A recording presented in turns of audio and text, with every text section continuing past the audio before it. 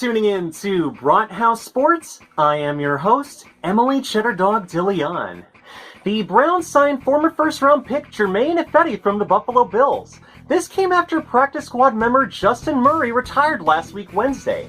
Ifedi was drafted by the Seattle Seahawks in 2016 and played there until he signed with the Chicago Bears in 2020.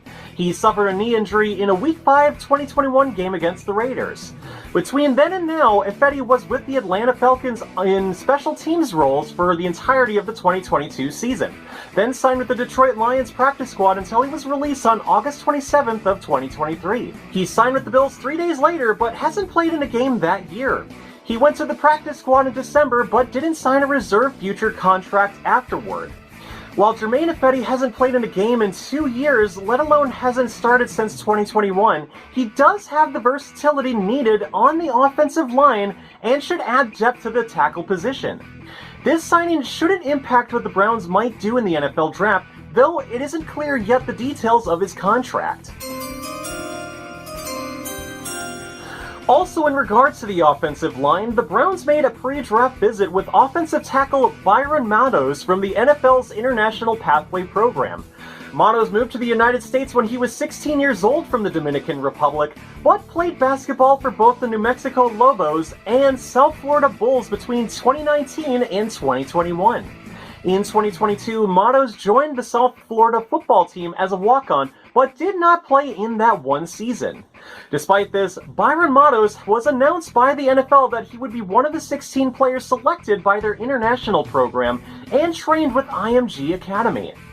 This may be an unpredictable move that the Cleveland Browns could make because he hasn't played in a football game, but it is noted that he did run 4.9 seconds in the 40-yard dash and 4.77 shuttle time in the NFL Combine.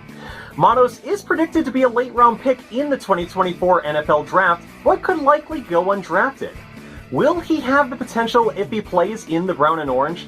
Again, this is unpredictable because of the raw talent that's already been presented, but with development on the practice squad, he could add depth to the offensive line. Surprise, surprise, the Cleveland Browns are getting made fun of by NFL fans again. When the Browns released hype videos to announce the return of white face masks, people took to social media to poke fun at the team for hyping the change. From X, Kevin Adams from the Steel Here podcast writes, "I don't care how bad people claim the Pittsburgh Steelers are during this playoff drought we're in, we will still never be a franchise that will hype up our fan base by announcing a face mask color change." Big Apple Browns backers wrote, "Browns fans making a hype video for white face masks is the most Browns thing ever." At the Steelers Matt writes, "A new era and returns are inherently contradictory statements."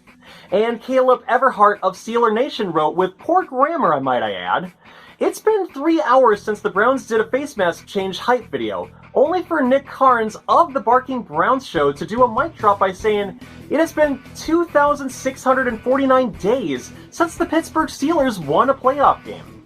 And I admit, it is somewhat silly to be hyping a return to white face masks, but I will say it also serves as a sign of good things to come in Cleveland, and that Schittsburg is jealous that they are falling behind in the AFC North. We have more good news regarding Nick Chubb's recovery. General Manager Andrew Berry expressed his confidence in Chubb's return to the field by stating, "He actually started running on land this past week. That's not to say he's through the woods or anything." According to Scott Petrak of Elira-based The Chronicle Telegram, I'm sorry to anybody living in the Cleveland area who might have to give me crap for pronouncing the town's name wrong, Berry is very optimistic he's going to crush rehab, and that Nick Chubb started running on land within the last week, progressing appropriately.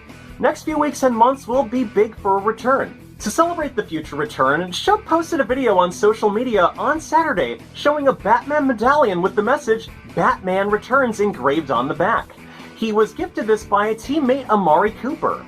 Chubb is entering the final season of his 3-year, $36.6 million contract extension, but did agree to take a pay cut that reduced his base salary to $1.12 million. Could Nick Chubb potentially win Comeback Player of the Year in 2024? Only time will tell given he's turning 29 in December. According to Pro Football Focus, former Cleveland Brown and Hall of Famer Joe Thomas has been announced as their greatest player from the 2007 NFL Draft, and who can complain? Based on PFF's grades and rankings, Thomas's grade was 95.1. It comes to show how technical and consistent he really was despite having played for mediocre and otherwise dog-shit Browns teams for 10 years. Joe Thomas scores ahead of Hall of Fame peers such as Calvin Johnson, Patrick Willis, and Darrelle Revis from the 2007 class. This draft is considered one of the best drafts in NFL history, as we could also see new members from that year in Adrian Peterson, Marshawn Lynch, Marshall Yanda, and Eric Weddle.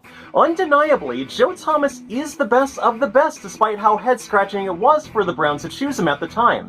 Regardless, the Cleveland Browns made the right choice in a time that was known as the Factory of Sadness. You are a factory of sadness! And before we go, we're going to talk about Myles Garrett.